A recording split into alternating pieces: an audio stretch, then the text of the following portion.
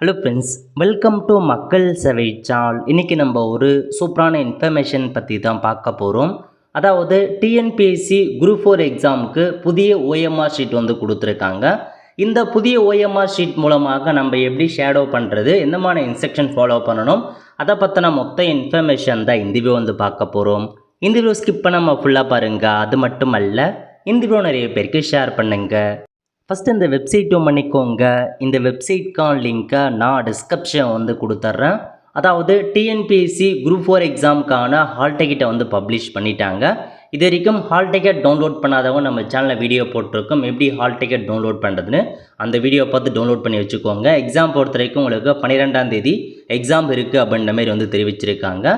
இப்போ TNPSC group 4 எக்ஸாமுக்கு புதிய ஓஎம்ஆர் ஷீட் வந்து பார்த்தா ரிலீஸ் பண்ணியிருந்தாங்க. அந்த புதிய ஓஎம்ஆர் ஷீட் மூலமாக எப்படி வந்து நம்ம ஷேடோ பண்ணுறது, அதை பற்றி இப்போ நம்ம வந்து பார்க்கலாம். ஓகே, ஸோ இதாங்க உங்களுக்கான ஒரு புதிய ஓஎம்ஆர் ஷீட். இதுக்கு முன்னாடி வந்து பார்த்தீங்கன்னா நிறையா இன்ஸ்ட்ரக்ஷன் நீங்கள் வந்து ஃபில் பண்ணுற மாதிரி இருக்கும். பட் இப்போ வந்து பார்த்தா ரொம்ப வந்து சிம்பிளிஃபைட் பண்ணியிருக்காங்க டிஎன்பிஎஸ்சி தரப்பில். தேர்வர்களுக்கு இன்னும் சுலபமாக இருக்கணும் அப்படின்ற மாதிரி இந்த ஓஎம்ஆர் ஷீட்டை சிம்பிளிஃபைட் பண்ணி புதுசாக இப்போதைக்கு வந்து கொடுத்துருக்காங்க. ஓகே, ஸோ ஓஎம்ஆர் ஷீட் பொறுத்த வரைக்கும் கிட்டத்தட்ட 9 மணி அல்லது 9:15 உங்களுக்கு ஓஎம்ஆர் ஷீட் வந்து ப்ரொவைட் பண்ணிடுவாங்க. ஸோ நீங்கள் ஓஎம்ஆர் ஷீட் வாங்கினதுக்கப்புறம் நீங்கள் செக் பண்ண வேண்டியது இந்த இடத்துல உங்கள் ஃபோட்டோ இருக்கும். ஃபோட்டோ கரெக்டாக செக் பண்ணி பார்த்துக்கோங்க. உங்கள் நேம் கரெக்டாக இருக்கா, ரெஜிஸ்ட்ரேஷன் நம்பர் கரெக்டாக இருக்கா, எல்லாமே செக் பண்ணிக்கோங்க. ஏதாச்சும் மிஸ்டேக் இருக்குது அப்படின்னா அந்த அறை கண்காணிப்பாளர் அவங்ககிட்ட சொன்னீங்க அப்படின்னா உங்களுக்கு ஆல்டர்னேட் வழி அவங்க வந்து சொல்லுவாங்க. ஸோ முதல்ல நீங்கள் செக் பண்ண வேண்டியது இதுதான். இதை தெளிவாக வந்து செக் பண்ணுங்கள். ஓகே, அடுத்த கட்டமாக உங்களுக்கான இன்ஸ்ட்ரக்ஷன்லாம் கொடுத்துருக்காங்க. அதை பற்றி நம்ம வந்து பார்க்கலாம். ஸோ கீழே வந்தீங்க அப்படின்னா செகண்ட் பேஜில் இன்ஸ்ட்ரக்ஷன் இருக்கும். ஸோ மொதல் இன்ஸ்ட்ரக்ஷன் என்ன அப்படின்னா, பட்டை குறியீடு ஓஎம்ஆர் விடைத்தாளில் அச்சிடப்பட்ட ஓஎம்ஆர் தட குறியீட்டை சேதப்படுத்தக்கூடாது அப்படின்னு சொல்லியிருக்காங்க. அதாவது அந்த பார்கோட் ஓஎம்ஆர் ட்ராக் பிரிண்டட்லாம் இருக்குது பாருங்கள், அதை சேதப்படுத்தக்கூடாது. இதில் இருக்குது பாருங்கள், இந்த மாதிரி பார்கோடாக இருக்கட்டும், இந்த ட்ராக் பாயிண்ட்டாக இருக்கட்டும், இது எதுவுமே நீங்கள் வந்து சேதப்படுத்தக்கூடாது. ஏன்னா உங்களுடைய ஓஎம்ஆர் ஷீட்டை பொறுத்த வரைக்கும் இந்த பார்கோடை வச்சு தான் எவல்யூஷன் பண்ணுவாங்க உங்களுடைய ஆன்சர் ஷீட்டே.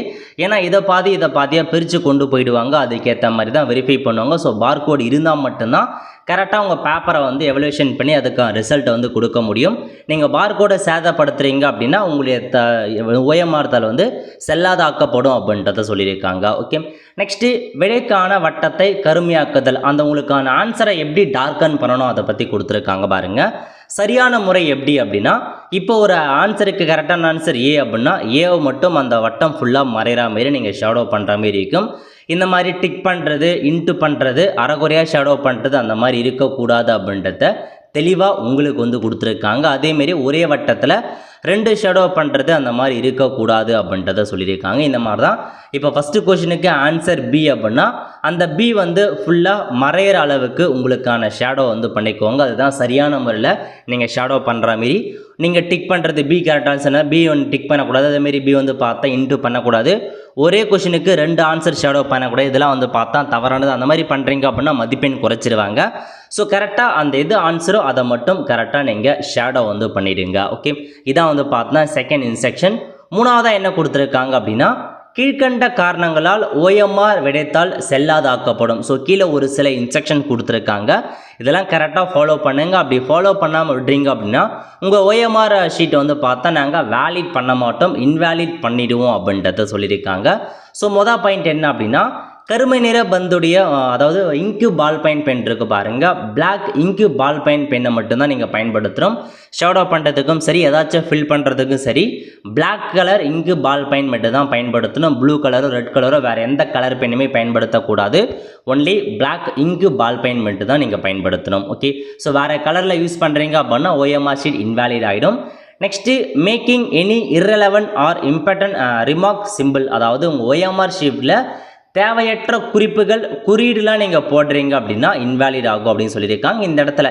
ஸோ ஏதாச்சும் உங்கள் ஐடென்டிஃபிகேஷன், உங்கள் ஃபோன் நம்பர் கொடுக்குறது, இல்லை வேறு ஏதாச்சும் வந்து பார்த்தா உங்கள் ரிமார்க்லாம் நீங்கள் போடுறீங்க அப்படின்னா ஓஎம்ஆர் ஷீட் வந்து இன்வேலிட் ஆகும் அப்படின்றத சொல்லியிருக்காங்க. அதையும் நோட் பண்ணிக்கோங்க. தேவையான இன்ஃபர்மேஷன் தவிர்த்து வேறு எந்த இன்ஃபர்மேஷனுமே நீங்கள் ஓஎம்ஆர் ஷீட்டில் கை வைக்கக்கூடாது. ஓகே, மூணாவது பாயிண்ட், ஓஎம்ஆர் விடைத்தாள் பக்கம் 1 அதற்குரிய இடத்துல தேர்வர் கையொப்பமிடமெனில் உங்களுடைய ஓஎம்ஆர் ஷீட் வந்து இன்வேலிட் ஆகும் அப்படின்னு சொல்லியிருக்காங்க. ஸோ உங்களுக்கு வந்து பார்த்தீங்கன்னா பேஜ் 1ல் நீங்கள் சைன் பண்ணுற மாரி இருக்கும், அதையும் சொல்லியிருந்தாங்க பாருங்கள்.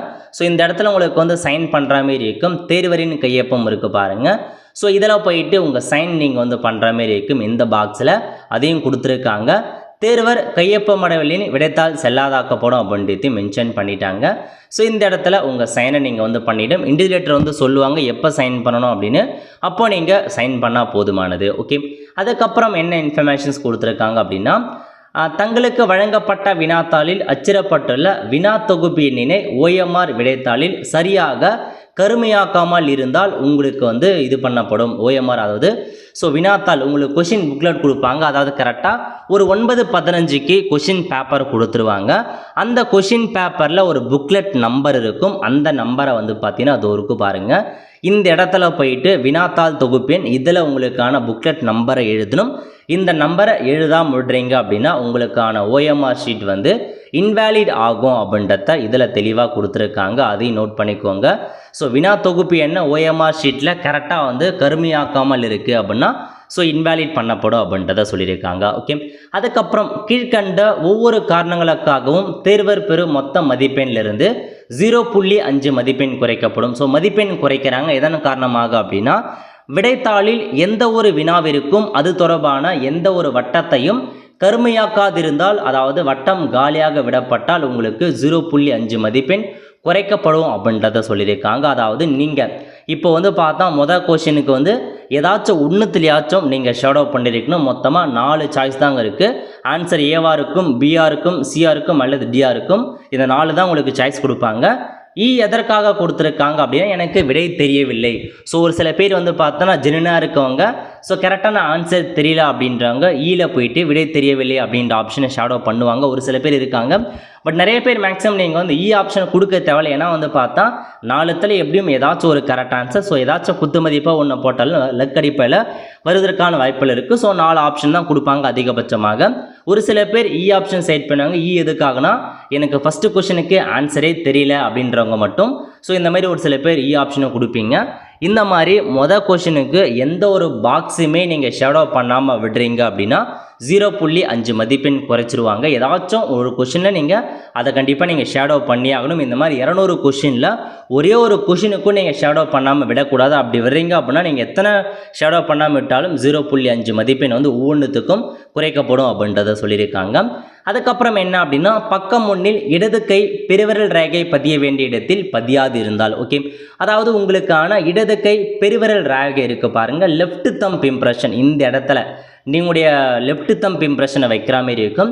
ஸோ எக்ஸாம் ஹாலில் அதுக்கான இங்கு பேட்லாம் கொடுத்துருவாங்க. எக்ஸாம் முடித்ததுக்கப்புறம் உங்களுக்கு அதுக்கான ப்ராசஸ் என்ன அதை பற்றி அரை கண்காணிப்பாளர் சொல்லுவாங்க. அப்போ வந்து பார்த்தீங்கன்னா நீங்கள் இந்த இடத்துல லெஃப்ட் தம்ப் இம்ப்ரெஷனை வைக்கிற மாதிரி இருக்கும்.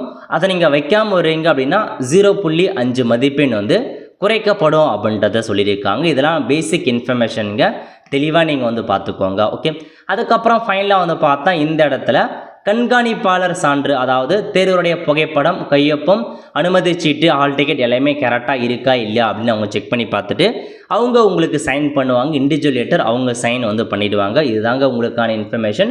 ரொம்பவே வந்து பார்த்தா சிம்பிளிஃபைட் பண்ணி தான் கொடுத்துருக்காங்க. இதுக்கு முன்னாடிலாம் வந்து பார்த்தா ரொம்ப அதிகபட்சமாக நிறையா ஆப்ஷன்ஸ் வந்து ஃபில் பண்ணுற மாதிரி இருக்கும். எத்தனை ஏ, எத்தனை சி, எத்தனை பி, அதெல்லாம் நிறையா கொடுத்துருந்தாங்க. இப்போ ரொம்பவே வந்து பார்த்தா சிம்பிளிஃபைடு வந்து பண்ணிட்டாங்க. ஓகே, ஸோ இதுமே நீங்கள் OMR ஷீட் வந்ததுக்கப்புறம் நீங்கள் செக் பண்ண வேண்டியது இதுதான். உங்கள் நேம் எல்லாமே கரெக்டாக செக் பண்ணி பார்த்துக்கோங்க. அதுக்கப்புறம் கொஷின் புக்லெட் கொடுத்துட்டாங்க அப்படின்னா கொஷின் பேப்பரில் ஒரு 4 இலக்க நம்பர் இருக்கும். அந்த இலக்க நம்பரை இதில் என்ட்ரு பண்ணிக்கோங்க. ஸோ இப்போ வந்து பாருங்கள், ஸோ 2, 4, 3 அப்படின்னு இருக்குது அப்படின்னா அந்த 4 நம்பரை கொடுத்துட்டு இந்த இடத்த 2 அப்படின்னா 2க்கு நேராக கீழே ஷேடோ பண்ணிக்கோங்க. இந்த இடத்துல 3 அப்படின்னா 3க்கு நேராக ஷேடோ பண்ணிக்கோங்க. இது 4க்கு நேராக ஷேடோ பண்ணிக்கோங்க. 1க்கு நேராக ஷேடோ பண்ணிக்கோங்க. ஜஸ்ட் வந்து அந்த 4 இலக்க கொஷின் புக்லெட் நம்பரை கொடுத்துட்டு அந்த நம்பர் எதுவோ அதுக்கு கீழே அந்த நம்பருக்கு நேராக ஷேடோ பண்ணால் போதுமானது. ஓகே, ஸோ அதுக்கப்புறம் வந்து பார்த்தீங்க அப்படின்னா ஸோ எல்லாமே முடிஞ்சதுக்கப்புறம் இதெல்லாம் வந்து பாருங்கள், இது வந்து சம்மந்தப்பட்ட அவங்க வந்து பண்ணிப்பாங்க. கேண்டிடேட் சிக்னேச்சர் அவைலபிளாக இருக்கா இல்லையா அப்படின்னு எஸ் கொடுத்துருப்பாங்க. தம்ப் பெர்மிஷன் இருக்கா, இது வந்து அந்த இண்டிவிஜுவல் அவங்க வந்து பண்ணிப்பாங்க. அதுக்கப்புறம் வந்தீங்க அப்படின்னா இதில் என்ன கொடுத்துருக்காங்க அப்படின்னா 200 வினாக்களுக்கும் அது தொடர்பான விடைக்குரிய வட்டத்தை கருமையாக்கி விட்டீர்களா. இதில் வந்து பார்த்தா எஸ் அப்படின்றது 200க்கும் நான் வந்து பார்த்தா ஷேடோ பண்ணிட்டேன் அப்படின்றதுக்கு ஆம் அப்படின்றத போய் நம்ம ஷேடோ பண்ணுற மாதிரி இருக்கும். அப்படி கருமையாக்கப்படலை அப்படின்னா எத்தனை கொஷின் நீங்கள் கருமையாக்கப்படலை அப்படின்றத இதில் நீங்கள் மென்ஷன் பண்ணுற மாதிரி இருக்கும். ஸோ இதுதான், வேறு எதுவுமே வந்து ஃபில் பண்ண வேண்டியது இருக்காதுங்க. ரொம்பவே வந்து சிம்பிளிஃபைட் பண்ணி கொடுத்துட்டாங்க. இதுக்கு முன்னாடிலாம் வந்து பார்த்தீங்க அப்படின்னா ஸோ மொத்தமாக எத்தனை ஏ ஆன்சர் பண்ணியிருக்கோம், எத்தனை பி ஆன்சர் பண்ணியிருக்கோம், எத்தனை சி, டோட்டலாக 200 வருதா அதெல்லாம் நம்ம கால்குலேட் பண்ணுற மாதிரி இருக்கும். அதனால் நிறைய பேருக்கு டைம் இஷ்யூஸ் இருந்துச்சு. இப்போ அதை சிம்பிளிஃபை பண்ணிட்டாங்க. அதேமாதிரி இந்த இடத்துல இப்போ இந்த ஒரு பாக்ஸ் இருக்குது அப்படின்னா இந்த பாக்ஸில் இருக்க மட்டும் ஏ எவ்வளோ, எத்தனை பி அந்த மாதிரி போட்டிருந்தோம். பட் இப்போ எல்லாமே வந்து ரிமூவ் பண்ணிவிட்டு ரொம்பவே தேர்வுகளுக்கு சிரமம் இருக்கக்கூடாது அப்படின்னால சிம்பிளிஃபை பண்ணியிருக்காங்க. ஒரு நல்ல OMR ஷீட் தான். ஸோ நமக்கும் வந்து பார்த்தா எக்ஸாமினேஷன் ஃப்ரீயாக எழுதலாம், அந்தளவுக்கு டைம் எடுத்து எழுதலாம். ஏன்னா இதுக்கு முன்னாடிலாம் வந்து பார்த்தா அந்த ஏபி கால்குலேட் பண்ணுறதே ஒரு 10 நிமிஷம் ஆகும் நமக்கு. இப்போ அந்தமாரி வந்து நமக்கு டைம் ரொம்ப வந்து ஈஸியாக இருக்கும். OMRல எதுவுமே ஃபில் பண்ண வேண்டியது இருக்காது. கொஷின் புக்லெட் நம்பர், உங்கள் சைனு, லெஃப்ட் தம்ப் இம்ப்ரெஷன் போட்டாவே போதுமானது. மீதி எல்லாமே அந்த சூப்பர்வைசர் அவங்களே வந்து செக் பண்ணிப்பாங்க. ஓகே, அவ்வளோதான் ஃப்ரெண்ட்ஸ். ஸோ இதாங்க உங்களுக்கான இன்ஃபர்மேஷன். ஸோ 200 கொஷினுக்குமே தெளிவாக பார்த்து தெளிவாக பொறுமையாக வந்து ஷேடோ பண்ண பாருங்கள். ஒரே கொஷினுக்கு 2 ஷேடோ பண்ணிடாதுங்க. அதேமாரி ஷேடோ பண்ணாமல் விட்றாதீங்க. இந்த மாதிரி நிறையா இருக்குது. இதுதான் பேசிக்காக இந்த OMR ஷீட் பண்ணுறதுக்கான ஒரு ரூல்ஸு. 2த்துக்கு மட்டும் மார்க் குறைக்கிறாங்க, அதை மட்டும் நீங்கள் செக் பண்ணிக்கோங்க. அவ்வளோதான் ஃப்ரெண்ட்ஸ். ஸோ இதுதாங்க உங்களுக்கான இன்ஃபர்மேஷன். இந்த மாதிரியா OMR ஷீட் ஃபில் பண்ணுற மாதிரி இருக்கும். ஸோ கண்டிப்பாக இந்த வீடியோ பிடிச்சா லைக் பண்ணுங்கள். அது மட்டும் அல்ல, இந்த வீடியோ நிறைய பேருக்கு ஷேர் பண்ணுங்கள். அடுத்து ஒரு நிலையில் சந்திப்போம். நன்றி, வணக்கம்.